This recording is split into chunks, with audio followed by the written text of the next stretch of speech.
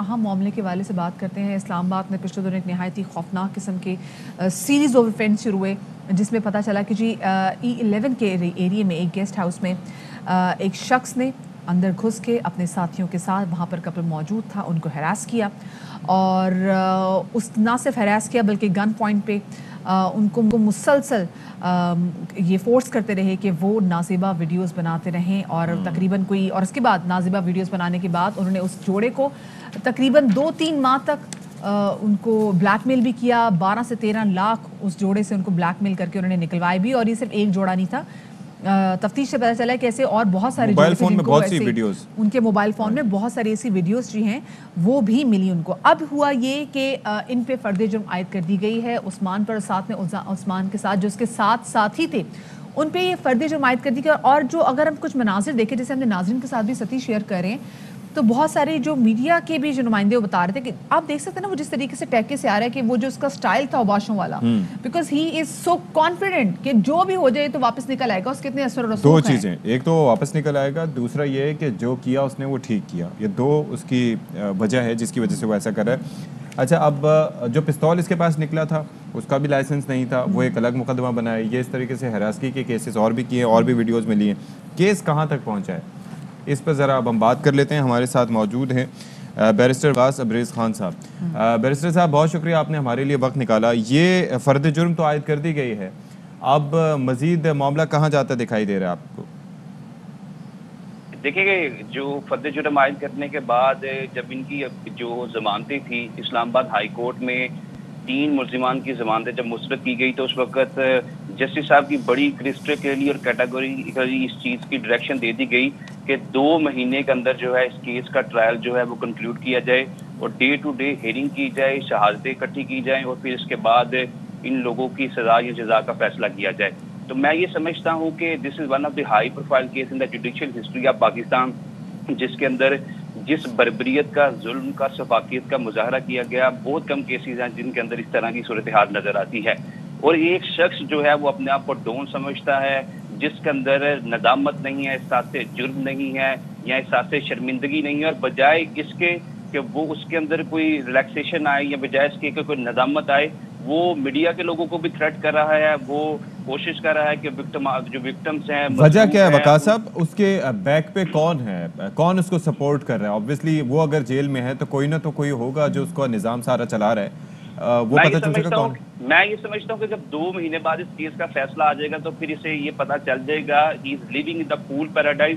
وہ احمقوں کی جنت میں رہتا ہے. اور جو لوگ اسٹیٹ کی رٹ کو چیلنج کرنے کی کوشش کرتے ہیں, ریاست کی آنکھوں میں آنکھیں ڈالنے کی کوشش کرتے ہیں, تو وہاں پہ سکرات بکرات اور افلاطون کی جو ایک آئیڈیل اسٹیٹ کی ڈیفینیشن ہے, جو ڈیموکریسی کی ڈیفینیشن ہے, میں یہ سمجھتا ہوں کہ ریاست ایسے جرائم پیشہ افراد کی گردنیں مروڑ دے گی اور کسی طور پہ کوئی ایسی اسپیس یا ان کو اسپیئر نہیں کرے گی کہ جن سے لا کے اندر ان کو کوئی ریلیکسیشن دی جائے. اچھا وقاص, صرف یہ نہیں ہے کہ انہوں نے ایک کپل کے ساتھ جو کیا, اور صرف ایک کپل نہیں کافی ذرا کپلز کے ساتھ کیا, لیکن ان کے اس ایکٹ کے بعد جو دہشت کی فضا, مطلب اگر میں بینگ اے وومن بات کروں تو میں بھی جب اس شخص کو اور اس کے ساتھیوں کو دیکھتی ہوں تو میرے اندر ایک خوف سا آ جاتا ہے اور میں اس کو نہیں دیکھ پاتی. تو جو دہشت بھی پھیلائی ہے, تو کیا ان کو سزا آگے ہو سکتی تھی کہ یہ بہت بڑا جرم تو انہوں نے کیا ہے, کڑی سے کڑی سزا ہونی چاہیے تاکہ باقیوں کے لیے عبرت کا نشان بنے, لیکن جو دہشت ان کی وجہ سے پھیلی ہے اس میں ان کو کیا کچھ ہو سکتا ہے؟ مدیہ, اس کیس کے اندر جو 4 پروینس کا اطلاع کیا گیا ہے, سیکشن 354A ہے, 341 ہے, 506(2) ہے اور 509 ہے.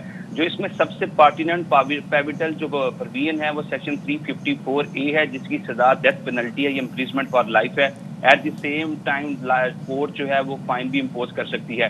لہٰذا جن پروینس کے تحت یہ کیس کا اندراج کیا گیا ہے اور اس کو کنٹینیو کیا جائے گا, اس کا ٹرائل کنڈکٹ کیا جائے گا, اس کے اندر پہلے سے سزائے موت موجود ہے. اور میں یہ سمجھتا ہوں کہ جس طریقے سے پولیس نے اس کا چلان تیار کیا, جو انویسٹیگیشن تھی, جو انٹیروگیشن تھی, بہت کوالٹیٹیو تھی.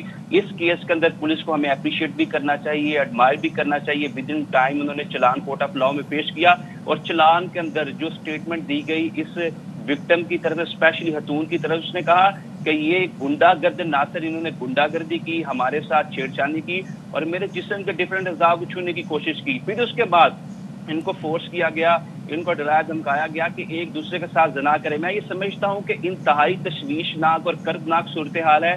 And this is very doleful dreadful and detrimental situation کہ جس میں جو پولیس کا کردار تھا بڑا امپورٹنٹ تھا. انہوں نے وکٹمس کو تحفظ دیا, ان کو protection the, court of law میں ان کی اسٹیٹمنٹ ریکارڈ کروائی اور چلان کے اندر ان کی جو اسٹیٹمنٹس تھی اس کا حصہ بنایا. اور ان تمام شواہد کو دیکھنے کے بعد, ویڈیو کو دیکھنے کے بعد اور وکٹمس کی اس اسٹیٹمنٹ کے بعد یہ بڑا کرسٹل کلیئر کیس بن چکا ہے. اور اس کے اندر جتنے بھی ملزمان ہیں, ابھی تک جو 7 ملزمان زیر حراست ہیں, 2 ضمانت پہ ہیں, تو میں یہ سمجھتا ہوں کہ ان کے خلاف جو ہے وہ کورٹ آف لاء کے اندر ایک سالڈ اور کنکریٹ کیس پریزنٹ کر دیا گیا اور اس کی روشنی میں کورٹ جو ہے ان کو کنوکٹ کرے گی. ٹھیک ہے جی, تو بہت شکریہ آپ کا بیرسٹر وقاص صاحب, آپ ہمارے ساتھ موجود تھے. اور آئی ایم شیور کہ پولیس اگر اچھا کام کر رہی ہے, چالان اگر کمزور نہیں ہے, شواہد موجود ہیں, تو پھر ملزمان کو سزا سے کوئی نہیں بچا سکتا. ویڈیوز موجود ہیں, انہی کی بنائی ویڈیوز, کس طریقے سے وہ ہاتھ لگا رہے, اور وہ مطلب I can not even explain جو کچھ ہوا. لیکن میں کہتی ہوں اس میں وکٹمز بھی جو ہیں وہ بھی آگے آئے اور انہوں نے بتایا اور بہت سارے وکٹمز آئے. تو ایک طرح سے انہوں نے اچھا یہ کر دیا, انہوں نے احسان کر دیا کہ باقی جو ہے لوگ, باقی جو کپلز ہیں وہ ایسے نشانہ نہ بنے. تو یہ ان کی بھی یہاں پہ بہادری کو اور ہمت کو داد دینی چاہیے. اور جو کرب سے وہ گزرے ہیں, خیر اس کو تو کسی بھی طریقے سے ان کا ازالہ نہیں کیا جا سکتا, لیکن ان کے لیے بہت ساری دعائیں, اللہ پاک ان کی زندگی میں آگے آسانی پیدا کرے.